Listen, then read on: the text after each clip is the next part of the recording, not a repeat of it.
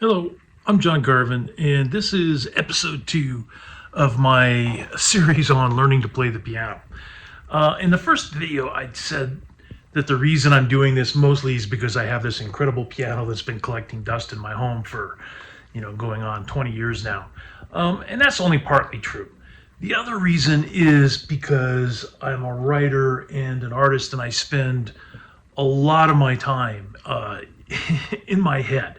So painting, there's a lot of hand-eye coordination and a lot of training you have to do with your eyes and your hands. But it's not the same thing as learning music. And writing is all in your head. Aside from learning to type fast, which I did when I was in school.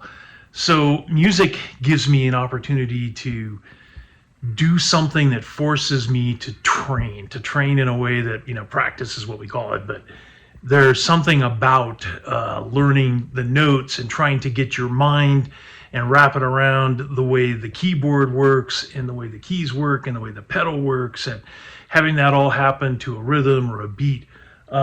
It's kind of all consuming. So, for a couple hours a day or an hour a day, depending on how much time I have, it can be a lot of fun to just lose myself in the piano and just trying to figure this instrument out.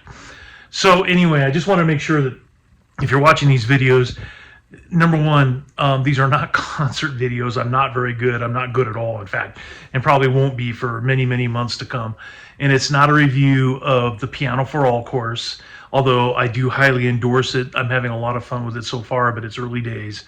And yeah, you're not going to learn to play the piano by watching these videos. All you're gonna see is John Garvin attempting to learn at his advanced age to play the piano and having a lot of fun doing it, and stopping and having little talks like this where I just kind of talk a little bit about what's going through my head for those interested.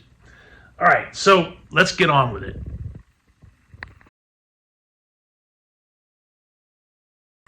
So in the first video, I mentioned that I chose the Piano for All course, downloaded all 10 books, and I've only gotten through the first 2, and I haven't really even gotten through those as deeply and as thoroughly as I need to, but I'm going to continue to work on them. But if I get bored by practicing a certain section over and over again, I move on to the next book. So this is now the 7th day that I've been playing the piano, or attempting to play the piano, and practicing about an hour a day. And so, like I said, this is day number 7. And I'll just kind of give you an idea of where I'm at. I am on book 1, part 2, which again, I've told you about how much I love this program. The instructor has got everything laid out so well, and little tiny bites of information where you're practicing chords, you're practicing how the pedal works. And in this book, part 2, we're practicing rhythms and learning different beats, which I really like as well. So I'm still having, I've learned the notes, but I'm telling you, it's like, it's not easy, because what I'm having to do is use the black notes as kind of a roadmap, the black keys. So I know where middle C is, for example. Middle C's up here, and I know that because it's to the left of the 2 black keys, and so therefore I know where A is, because it's down 2 from C, and therefore I know where B is. So yeah, it's like these I know really well: C, D, E, F, G, A, and then go on up another octave and so on. But if you're trying to play a song and they're throwing keys at you and you're moving from A to B to C to D to F and whatnot, it can be challenging. And so I got to get to the point where I know where C is and A is and F and G without having to stop and think about it, because I know there's a lot more chords and keys that I have to learn coming up. So this is, again, still the basic C family of chords that I'm using for the most part. But right now it's a struggle to kind of like memorize where the key positions are. And then also, because you saw I was accidentally using my ring finger there, and I'm supposed to be using the pinky. So that's a bad habit that I have to break, learning the correct fingering. And again, this is not that crucial at this stage, but later on when you're playing keys that require you to spread your hand really, really far, and I've seen pianists play, including my mother when I was growing up, they're playing these incredible chords that require them to stretch their hand. And that's another issue I'm having, is I practice about an hour a day, and both hands just require exercise, because, man, I'm telling you, it's a whole different way of using your hands. It's not at all like when I'm painting, I'm holding and I'm doing very fine movements. And that can be a challenge too, because after a while, it just, your hand starts to get really sore. But it's a very different kind of thing when you're trying to keep your hands in the correct position to play notes. All right, so I'm just going to dive right into book number 2 and just kind of go through some of the things that I've learned.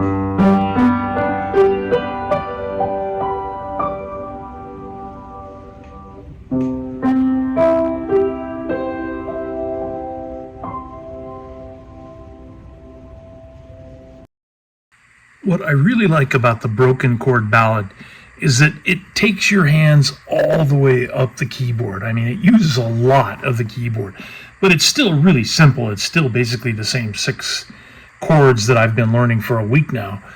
But you also learn some really cool techniques, like how to cross one hand over the other, and again, using the pedal.